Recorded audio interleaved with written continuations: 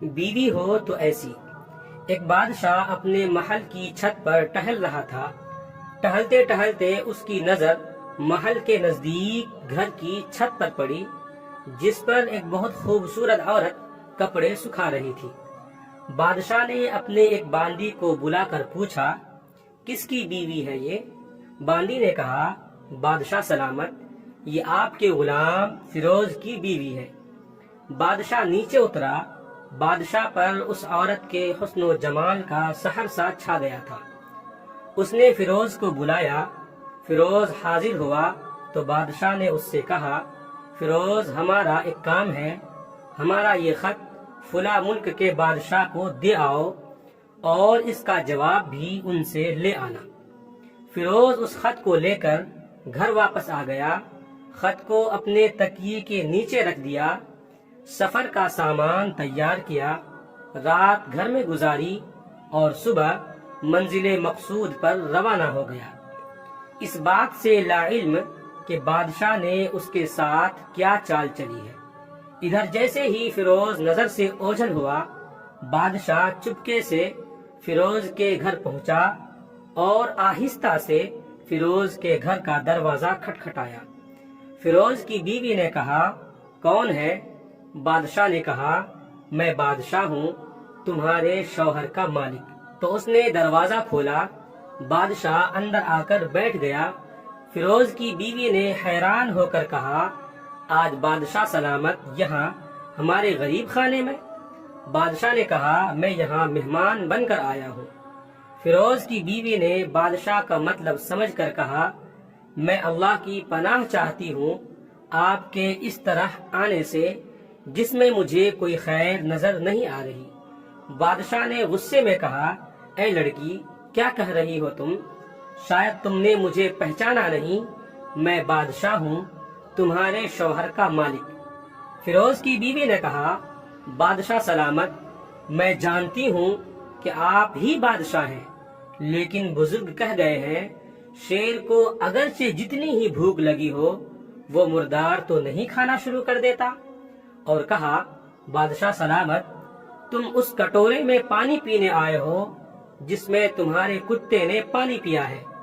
بادشاہ اس عورت کی باتوں سے بڑا شرمسار ہوا اور اس کو چھوڑ کر واپس چلا گیا، لیکن اپنے چپل وہیں بھول گیا۔ یہ سب تو بادشاہ کی طرف سے ہوا۔ اب فیروز کو آدھے راستے میں یاد آیا کہ جو خط بادشاہ نے اسے دیا تھا وہ تو گھر پر ہی چھوڑ آیا ہے۔ اس نے گھوڑے کو تیزی سے واپس موڑا اور اپنے گھر کی طرف لپکا۔ فیروز اپنے گھر پہنچا تو تکیے کے نیچے سے خط نکالتے وقت اس کی نظر پلنگ کے نیچے پڑے بادشاہ کے نالین یعنی چپل پر پڑی، جو وہ جلدی میں بھول گیا تھا۔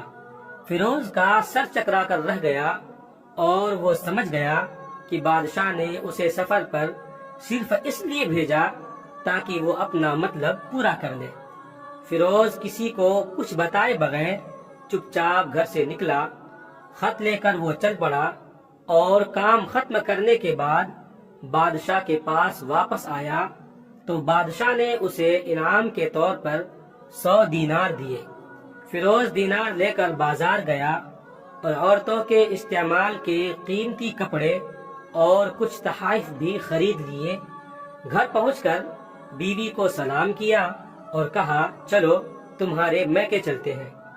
بیوی نے پوچھا، یہ کیا ہے؟ کہا، بادشاہ نے انعام دیا ہے اور میں چاہتا ہوں کہ تم یہ پہن کر اپنے گھر والوں کو بھی دکھاؤ۔ بیوی، جیسے آپ چاہیں۔ بیوی تیار ہوئی اور اپنے والدین کے گھر اپنے شوہر کے ساتھ روانہ ہوئے۔ داماد اور بیٹی اور ان کے لائے گئے تحائف کو دیکھ کر وہ لوگ بہت خوش ہوئے۔ فیروز بیوی کو چھوڑ کر واپس آ گیا۔ 1 مہینہ گزرنے کے باوجود نہ بیوی کا پوچھا اور نہ اس کو واپس بلایا۔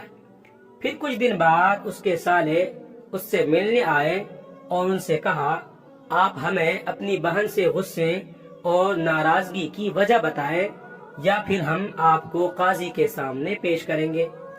تو اس نے کہا، اگر تم چاہو تو کر لو، لیکن میرے ذمے اس کا ایسا کوئی حق باقی نہیں جو میں نے ادا نہ کیا ہو۔ وہ لوگ اپنا کیس قاضی کے پاس لے گئے تو قاضی نے فیروز کو بلایا۔ قاضی اس وقت بادشاہ کے پاس بیٹھا ہوا تھا۔ لڑکی کے بھائیوں نے کہا، اللہ بادشاہ سلامت اور قاضی صاحب کو صحیح سلامت رکھے۔ قاضی صاحب، ہم نے ایک سرسبز باغ، درخت پھلوں سے بھرے ہوئے اور ساتھ میں میٹھے پانی کا کنواں اس شخص کے حوالے میں دیا تھا۔ اس شخص نے ہمارا باغ اجاڑ دیا، سارے پھل کھا لیے، درخت کاٹ لیے اور کنویں کو خراب کر کے بند کر دیا۔ قاضی فیروز کی طرف متوجہ ہو کر پوچھا، ہاں تو لڑکے، تم کیا کہتے ہو اس بارے میں؟ فیروز نے کہا، قاضی صاحب، جو باغ مجھے دیا گیا تھا وہ اس سے بہتر حالت میں نے اسے واپس کیا ہے۔ قاضی نے پوچھا، کیا اس نے باغ تمہارے حوالے ویسی ہی حالت میں واپس کیا ہے جیسے پہلے تھا؟ انہوں نے کہا، ہاں ویسی ہی حالت میں واپس کیا ہے، لیکن ہم ان سے باغ واپس کرنے کی وجہ جاننا چاہتے ہیں۔ قاضی نے کہا، ہاں فیروز، تم اس بارے میں کیا کہنا چاہتے ہو؟ فیروز نے کہا، قاضی صاحب، میں باغ کسی بغض یا نفرت کی وجہ سے نہیں چھوڑا، بلکہ اس لیے چھوڑا کہ ایک دن جب میں باغ میں آیا تو اس میں نے شیر کے پنجوں کے نشان دیکھے تو مجھے خوف ہوا کہ شیر مجھے کھا جائے گا۔ اس لیے شیر کے اکرام کی وجہ سے میں نے باغ میں جانا بند کر دیا۔ بادشاہ جو ٹیک لگائے ہوئے یہ سب کچھ سن رہا تھا، اٹھ کر بیٹھ گیا اور کہا، فیروز، اپنی باغ کی طرف امن اور مطمئن ہو کر جاؤ۔ اللہ کی قسم، اس میں کوئی شک نہیں کہ شیر تمہارے باغ آیا تھا، لیکن وہ وہاں پر نہ تو کوئی اثر چھوڑ سکا اور نہ کوئی پتا توڑ سکا اور نہ ہی کوئی پھل کھا سکا۔ وہ وہاں پر تھوڑی دیر رہا اور مایوس ہو کر لوٹ گیا، اور خدا کی قسم، میں نے کبھی تمہارے جیسے باغ کے گرد لگے مضبوط دیواریں نہیں دیکھی۔ فیروز اپنے گھر لوٹ آیا اور اپنی بیوی کو بھی واپس لے لیا۔ نہ تو قاضی کو پتا چلا اور نہ ہی کسی اور کو کہ ماجرا کیا ہے۔ کیا خوب بہتر ہے اپنے اہل و عیال کے راز کو چھپانا کہ لوگوں کو پتا نہ چلے، اپنے گھروں کے بھید کسی پر ظاہر نہ ہونے دیں۔ ویڈیو اچھا لگے تو لائک کریں، کمنٹ کریں، شیئر کریں، اور اس طرح کے اور بھی ویڈیوز حاصل کرنے کے لیے اس چینل کو زیادہ سے زیادہ سبسکرائب کریں۔ آپ تمام لوگوں کا بہت بہت شکریہ ہوگا۔